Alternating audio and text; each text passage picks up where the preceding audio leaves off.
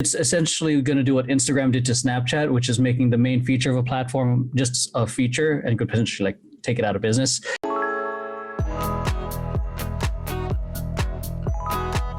What do you think of Clubhouse? I think there's so many avenues of information nowadays. It's overwhelming.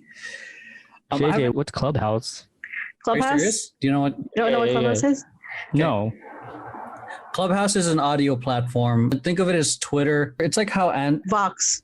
it's like Remember Vox, the app Vox? the app Vox back in like 2011 or something like that, 2012. But also very much also like how Anchor used to be back in 2015. And then Twitter is doing something similar to that called Twitter Spaces. So if Twitter's successful with that, it's essentially going to do what Instagram did to Snapchat, which is making the main feature of a platform just a feature and could potentially like take it out of business.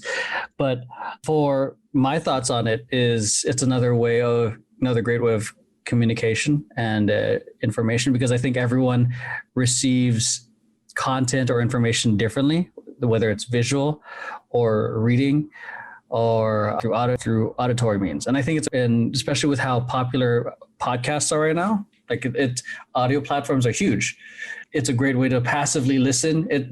Especially with a lot of these entrepreneur groups, and also just to go on a quick tangent, be careful who's of these groups, because there's a lot of fake entrepreneurs and fake gurus on there. It's like 6-figure earner, 8-figure. Oh, fuck that shit, bro. A lot of people are fake, but you can join these rooms to listen in on conversations. It's almost like being at a dinner party where there happen to be a lot of high level executives or even celebrities. You don't necessarily have to talk, but you can listen and you can eventually pick off information that they're sharing.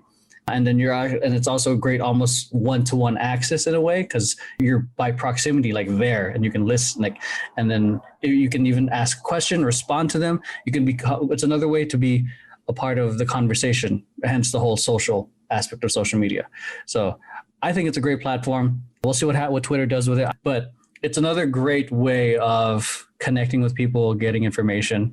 And I think in regards to that, to avoid the overwhelm, because there's a whole like shiny diamond or gold syndrome, like, ooh, next shiny thing and all that stuff.